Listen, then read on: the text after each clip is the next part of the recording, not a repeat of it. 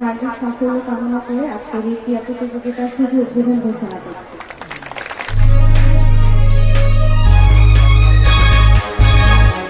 শাচনাবাজার উচ্চ বিদ্যালয়ে 3 দিনব্যাপী ক্রীড়া ও সাংস্কৃতিক প্রতিযোগিতা অনুষ্ঠিত।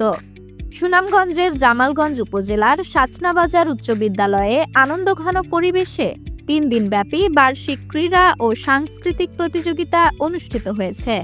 সুস্থ দেহে সুন্দর মন এই স্লোগানকে সামনে রেখে 19, 20 ও 21 জানুয়ারি বিদ্যালয় প্রাঙ্গণে এ আয়োজন সম্পন্ন হয়। অনুষ্ঠানে বিদ্যালয়ের প্রধান শিক্ষক প্রভাকর মজুমদার এর সভাপতিত্বে প্রধান অতিথি হিসেবে উপস্থিত ছিলেন জামালগঞ্জ উপজেলা নির্বাহী কর্মকর্তা মুশফিকিন নূর, শিক্ষক অরূপ নারায়ণ তালুকদারের সঞ্চালনায় ও আক্তার হোসেনের পরিচালনায়। বিশেষ অতিথি হিসেবে উপস্থিত ছিলেন উপজেলা প্রাথমিক শিক্ষা কর্মকর্তা পীযূষকান্তি মজুমদার, শাচনাবাজার ইউনিয়ন পরিষদের চেয়ারম্যান মোহাম্মদ মাসুক মিয়া এবং অধ্যাপক দিলাওয়ার হোসেন বাবর। এ সময় আরও উপস্থিত ছিলেন শিক্ষক নূর জালাল মিয়া, মেহেরুল ইসলাম, সাকেরা বেগম সহ বিদ্যালয়ের শিক্ষকবৃন্দ। ক্রীড়া প্রতিযোগিতায় বিভিন্ন ইভেন্টে শিক্ষার্থীরা অংশগ্রহণ করেন।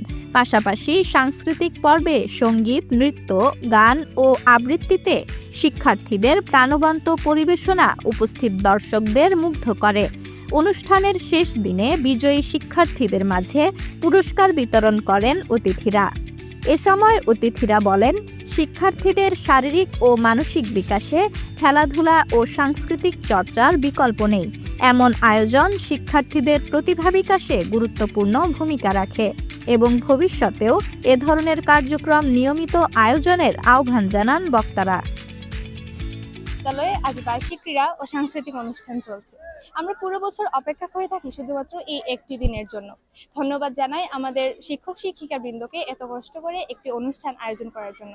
তাদের কাছে আমাদের আশা থাকবে প্রত্যেক বছর এই অনুষ্ঠানটি এত সুন্দরভাবে আয়োজিত হবে। খেলাধুলা তো অবশ্যই, বিশেষ করে এখন বর্তমান সমাজে যেরকম উচ্ছৃঙ্খলতা বা আসলে খেলাধুলা খুব প্রয়োজন, যাতে তারা তাদের মানসিকভাবে বিনোদন বা শারীরিকভাবে বিনোদন করতে সুযোগ পায়, সেই জন্য এটা খুব জরুরি। শিক্ষার্থীদের উদ্দেশ্যে প্রতি বছরই আমরা অষ্টম শ্রেণীর এবং দশম শ্রেণীর দুইবার করে 4বারই আমরা মা সমাবেশ করে থাকি। ওখানে মারাই বেশি থাকে অভিভাবক হিসাবে।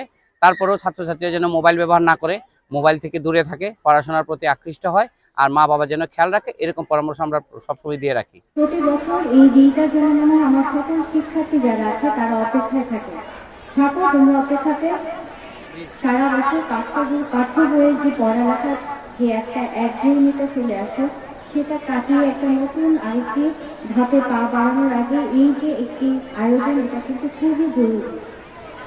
মানসিক বিকাশের জন্য পাঠ্য বইয়ের সাথে এই ধরনের শারীরিক ক্রীড়া প্রতিযোগিতা আমাদের স্কুল বা বিদ্যালয় পর্যায়ে কিন্তু আরো ব্যাপক আকারে হওয়া দরকার।